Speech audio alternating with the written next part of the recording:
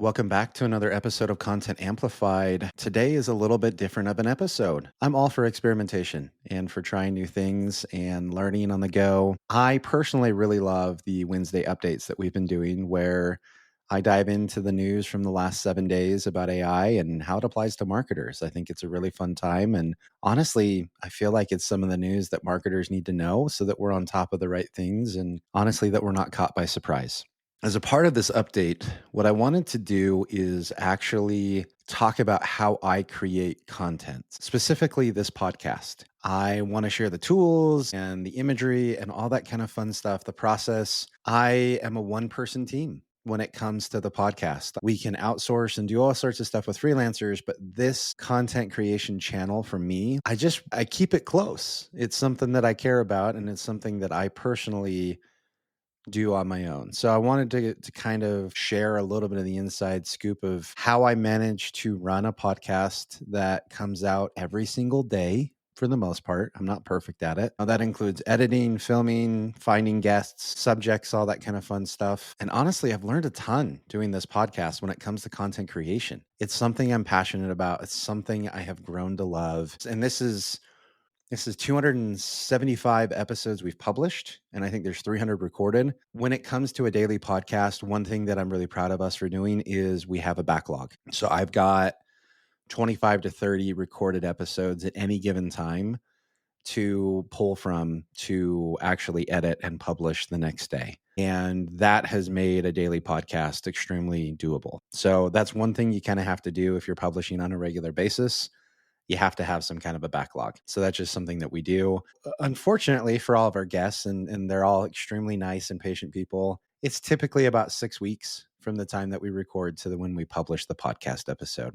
We make sure that we set expectations up front, but we do let people know it's going to take that long. Obviously, if they have some kind of cool speaking gig or something going on in their life that's really special and it coincides with what they talked about on the podcast, we will happily change the schedule. Otherwise, we kind of just take things in the order that we get them. So here's a little breakdown. So first and foremost, when it comes to finding guests, I use Sales Navigator to find our guests. And this is also where I do a lot of the outreach. So typically what I do is I go into a lead list. I find individuals who have content somewhere in their profile, somehow have talked about it in the past, and that's a good starting place. That gives me kind of a broad net. And from there, you can narrow it down and find the kinds of people that you feel like would have something interesting to say, that have been in the space long enough that they have a story to tell. I personally love looking for a diverse set of backgrounds. I just interviewed earlier today an individual who had spent years doing improv comedy and acting, and they shared how that translates into content marketing. And I think that's a really cool perspective. So I start there. So that's typically LinkedIn is the majority of my outreach. I have started to do some email outreach because I know that a lot of people are kind of getting inundated on LinkedIn, and I know their email inboxes are also full, but I figure if I'm going to get in front of people that genuinely would like to be on the podcast, I'm going to try a couple platforms. Typically, my outreach message is I just share a little bit about the podcast. I think it also helps that these are 15 to 20-minute episodes. People are busy, and we try to make it as low of an impact on them as possible so they can manage their daily flow of things and do what they need to do.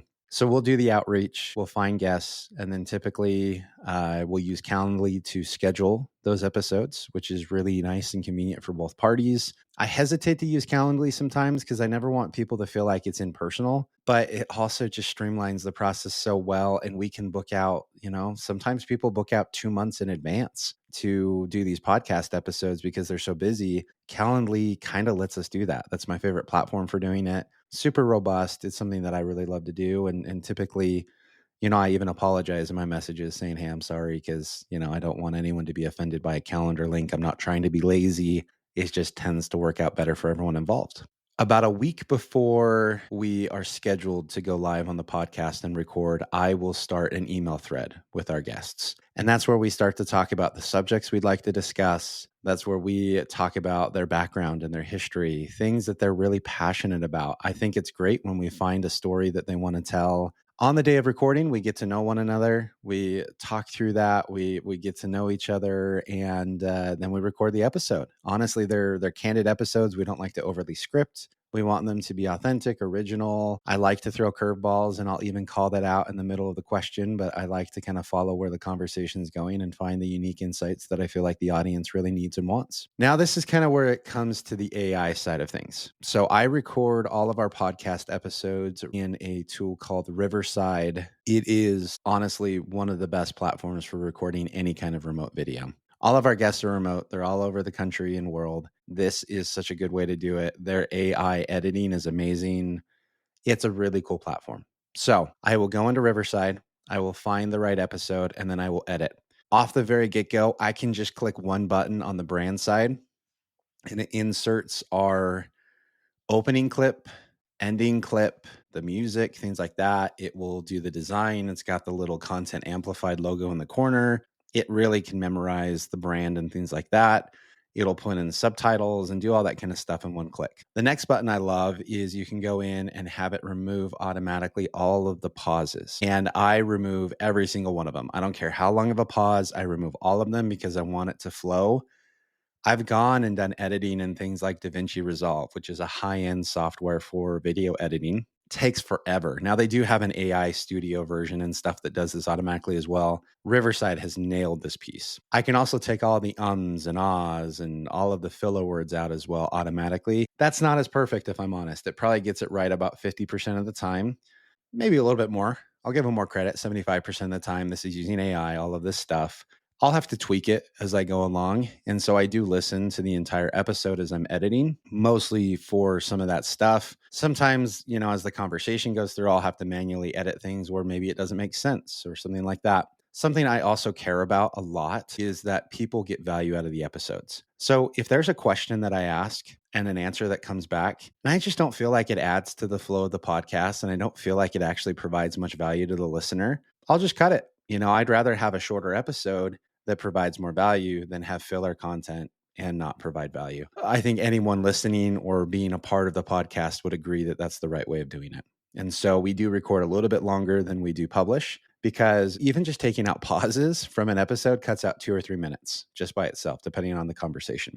Then if you're taking out sections, stuff like that, making it flow, we always keep the integrity of what the individual is saying. That's really important. We don't ever want to make it sound like someone said something they didn't. So I tend to pull out entire sections if I cut anything out. I don't try to tweak inside of things. The only thing inside of things is just the ums and ahs and stuff like that. I know some people say don't take them out. Some people do. Honestly, my opinion is our guests are amazing people, and I know that it's authentic and real, but I have yet to find a guest that wants me to keep all the ums and ahs in, and I've left some in and some out. It just depends how much editing time we have or where I'm at on that philosophical scale that day.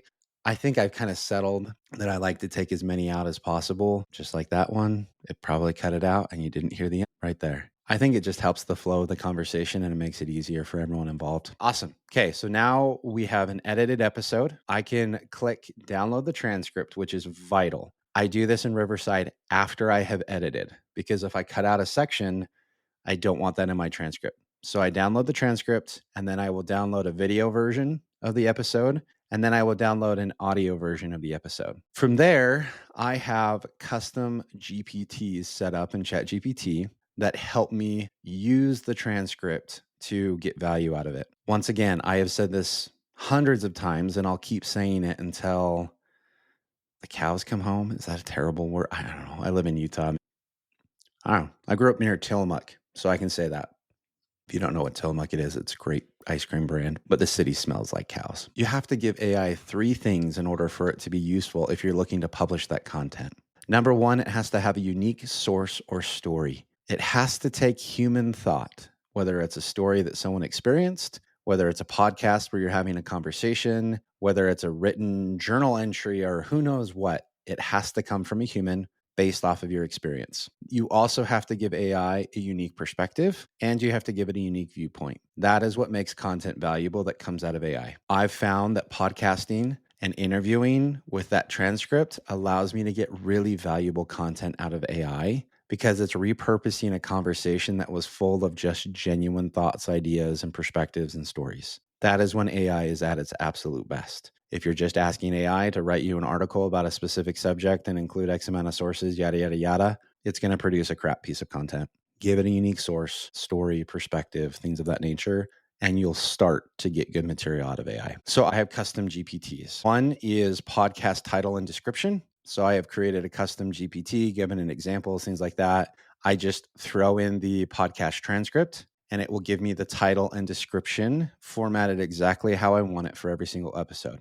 Then I can take that and I can create a summary blog post from another GPT where I just drag and drop the transcript and it gives it to me. Then I do the same thing for my LinkedIn post and it gives me that material. Now I always go through, I always tweak, I always work, and I always edit on this material.